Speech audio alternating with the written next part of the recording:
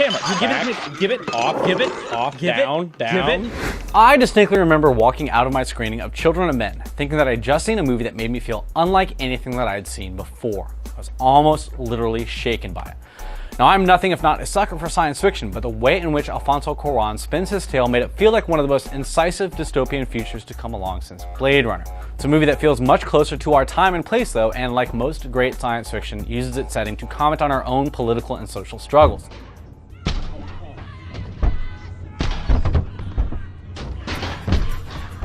With a great script, fine acting all around, and directorial flourishes that leave viewers breathless, Children of Men is one of the best films of the 2000s, and is an easy choice to induct into Screen's Besties.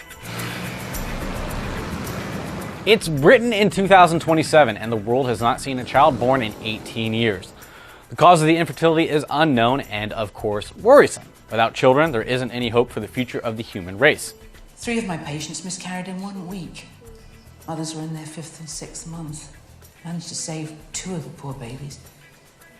Next week, 5 more miscarried. What is perhaps worse, the youngest man in the world, baby Diego, is beaten to death for refusing to sign the autograph of a fan, leading to the first instance of social commentary in the film. Diego Ricardo, the youngest person on the planet, was 18 years, 4 months, 20 days, 16 hours, and 8 minutes old. People openly weep over the death of a celebrity, someone who has had no impact on their lives and whom they never met, and a reflection of the scenes upon the death of Princess Diana and any number of other icons. The death vigil leads to the first instance of one of the film's defining features, a minute-long, single-take sequence of our lead character, Theo, exiting a coffee shop which is subsequently bombed. Now, we can refer to Theo as just a lead character at this point because he's far from heroic. A former activist, he's withdrawn from the world and its struggles and relies on alcohol to dull his painful, empty existence. That's mostly understandable given the world he lives in, a Britain that strictly regulates the movement of its citizens, supposedly to prevent terrorism. The government portrays the rest of the world as having collapsed into anarchy, and even indicates that New York has suffered a nuclear attack. But Britain soldiers on. Whether this is true or not seems beside the point. This is a country the rich wall themselves off from the poor to avoid contact with the unwashed masses. It's a country that feeds its citizens propaganda to make them fear the outside world, and especially immigrants, any of which might be a potential terrorist, and all of whom have been banned from entering the country. Illegal immigrants, taking them to Bexhill. Poor Fugees, after escaping the worst atrocities and finally making it to England, our government hunts them down like cockroaches. Okay, so it's not the most oblique social commentary you've ever seen in a film. I was told to tell you you're a fascist pig. Cuarón slyly wraps up his fascist imagery in the character of Sid, an amoral part of the machinery of the state, who has to be given an all-too-accurate code word to earn his trust. Although Sid has a personality, he represents the faceless power that Theo has to contend with. He's so dehumanized that he constantly refers to himself in the third person, and betrays the group as soon as he realizes that he can gain by doing so, even going so far as to call living human beings commodities. So Sid thinks the fishies are looking for you, the coppers are looking for you. You people are first-class commodities. Shut the fuck up! Shut up! Of course, it's not all bad, as Theo's ex-wife Julian and her band of merry terrorists are intent on bringing the first pregnant woman in decades to the Human Project, a possibly mythical group of scientists who are working to reverse the plague of infertility. I need your help. I need transit papers. Theo is critical to their goals because he alone has the contacts required to deliver the papers required to get her to the coast, where the Human Project will pick her up.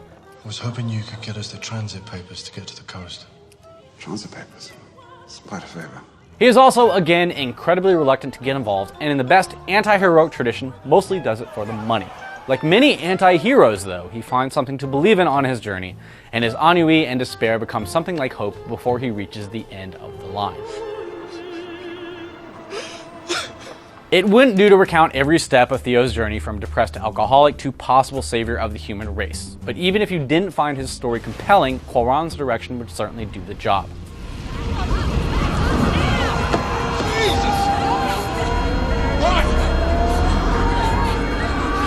His vision of a Britain on the verge of breakdown is frighteningly believable, especially given the political commentaries that he indulges in. That's even disregarding his use of long takes though, most of which go on for 4 or 5 minutes at a stretch without cuts. The use of long takes in film draw an audience into the reality of a world, which immensely helps us to identify with the tension and drama that the characters themselves are experiencing, since we of course experience life as what is essentially a series of long takes lasting a day at a time. The average shot length of Children of Men is around 15 seconds, which is an eternity compared to the average 2000 era blockbuster's average shot length of 3 or 4 seconds. Yeah, there is some digital trickery involved in some of these shots, but that's hardly noticeable in the epic 6-minute shot that serves as the climax of the film. What's impressive isn't merely the length of the shots though, it's the complexity within them. Dozens of extras move, guns are fired, props are set alight, windows are shattered, and tanks explode. Anyone can do a long take of a monologue, but the long takes in Children of Men look to be among the most complex ever assembled, and are well worth the price of admission alone. All of this is ignoring the other symbology of the film, which expressly ties the journey of Theo and Key into the nativity story, and consistently draws comparisons between Theo and Jesus in his general nonviolence, the way animals are drawn to him, and his constant quest to find a good pair of shoes. It's a fantastic movie to examine visually and symbologically, but of course it works just as well on a completely literal level. I'm scared. Theo himself is a wonderful example for all of us who might find our problems insurmountable, whether they're political or personal, and a shift from cynic to believer is a wonderful look at someone who is finally convinced that they can, in fact, change the world. All of which makes it a fantastic film to watch multiple times, as I highly recommend you do.